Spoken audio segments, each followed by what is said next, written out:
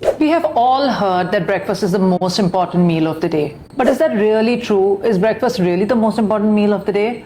Or is it just one of those things that you can easily give a skip to? There was once a time in my life when I was really desperate to lose weight and I was ready to do anything and everything to make it happen, whether it was intermittent fasting or missing my breakfast.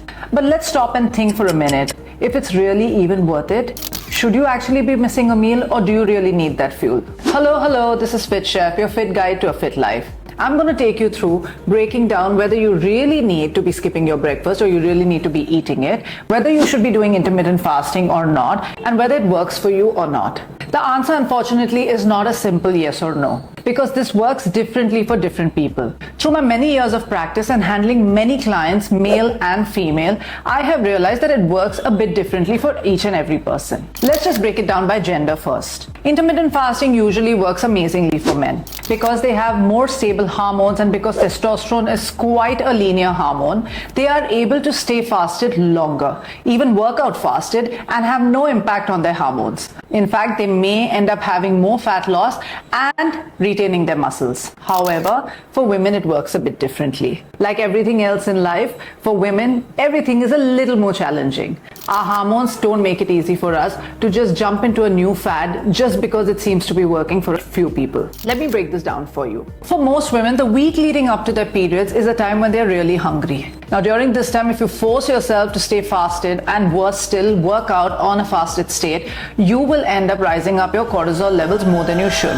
And what happens then is that your body ends up holding on to fat rather than burning it. So sadly, many women get stuck in a cycle of working harder, eating lesser, exercising more, and yet having more fat. The answer to that is simple, and one probably you don't want to listen to, but you have got to eat. So the next time you skip breakfast, pay close attention to how you feel for the rest of the day. If you end up having cravings or you are hungrier than usual, that means your body is giving you a sign that you need to have your breakfast so that you feel fueled and full all day long. If there was one blanket rule that I could say applies to everybody when it comes to breakfast, is that you have got to keep it protein heavy. Focus on your protein, focus on your fibers, go easy on your carbs. Try and eat whole foods as carbs, like fruits. That's probably better than having some white bread or a bagel, and you are likely to feel satiated all through the day. This brings me to the next point. Are there a bunch of people that should probably never be skipping their breakfast? Absolutely yes. Kids,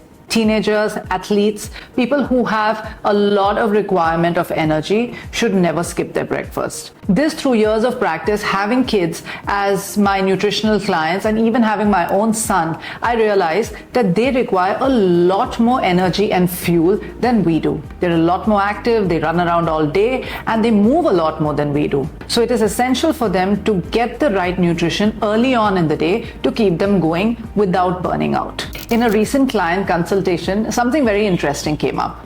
I had a young child who always complained about bloating at the end of the day. It's quite disturbing when I hear children going through something so uncomfortable at such a young age. On much probing, we realized that the child was not eating breakfast before leaving home. What children do in school is totally out of our control. A lot of times they end up consuming a lot of junk, which really doesn't fill them up and give them the nutrition that they require. What really works for kids is to start their day with a well-balanced breakfast, and when they come back from school, follow it up with a really nutritious smoothie that's made at home. Finish it up with a meal that actually focuses on protein and fiber and carbs. And yes, your kids do need a lot more carbs than you do. So please don't be cutting down on calories for your children. Focus on whole foods and give them all the fuel that they need. Now, if you're somebody who really has a very strenuous workout regime like me, and you do it early in the morning, I find that it's really helpful to have a nice protein smoothie, and there are various ways of making it, even if you don't like to have the powdered stuff. But having a nice protein smoothie before your workout with some overnight soaked nuts